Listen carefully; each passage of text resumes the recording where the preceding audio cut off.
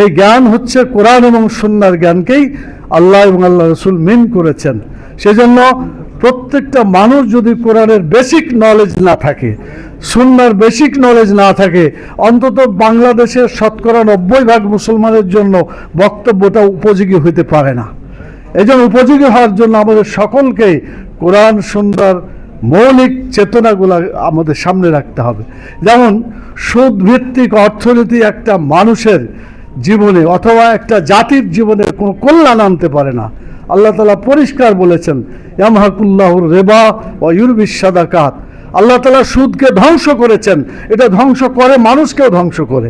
এবং আল্লাহ তাআলা দানকে, যাকাতকে, মানুষের প্রতি ইহসান করাকে আল্লাহ তাআলা বর্ধিত করেন। এটাতে অনেক আল্লাহ তাআলা মানুষের কল্যাণ দান করেন। আমি শেষ কথা বলতে চাই, নামাজের জন্য আমি বাড়াতে চাচ্ছি না। বাজেট আসে, বাজেট যায়। আমার জীবনে অনেক বাজেট 1986 সাল থেকে কোনোটাই ছিলাম আর কোনোটা দেখেছি। বাজেট অধিবেশনগুলো অনেক দেখার চরিত্রগত তেমন কোনো পার্থক্য নাই, যে কথাগুলো অনেকেই বলেছেন। একই সিস্টেমে চলে আসছে।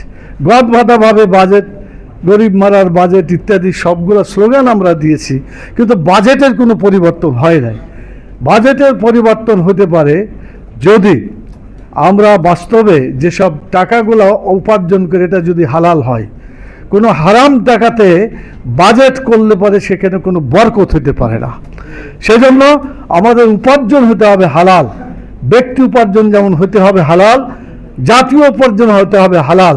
হারাম দিয়ে কোনো জাতিকে কল্যাণ কিছু দিতে পারে, এইটা আমার চিন্তায়, আমার আলোচনায়, আমার লেখাপড়ায় যতটুকু করেছি, এতে কোনো কল্যাণ সাধন হতে পারে না। 2 নম্বর যে কথাটা আমি বলতে চাই সেটা হলো যে বাজেট আসবে। এই বাজেট আসলেই জনগণের মধ্যে একটা আতঙ্ক চলে আসে যে বাজেট আসলো মানে জিনিসপত্রের দাম আবার বাড়লো। এমনি দাম বাড়ে, অনেক তেলের কারণে অনেক বেড়ে গেছে।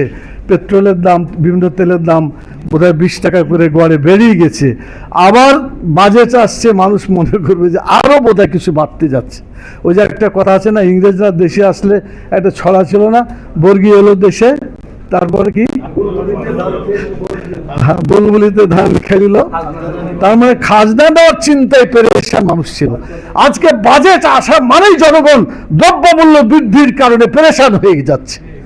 এজন্য কৃষকের বাজেট, শ্রমিকের বাজেট, শিক্ষকের বাজেট, সব বাজেটকে যদি আমরা অ্যানালাইসিস করি, তাহলে আমাদেরকে দেখতে হবে জনগণের কল্যাণের জন্য কতটুকু কি করা যায়, এটাই আমাদেরকে দেখতে হবে।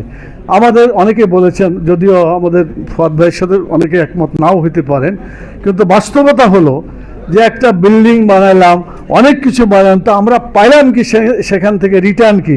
উনি চাচ্ছেন যে এগুলাকে ধ্বংস করে আবার নতুন করে কিছু করা। আমি ধ্বংস চাচ্ছি না, এগুলা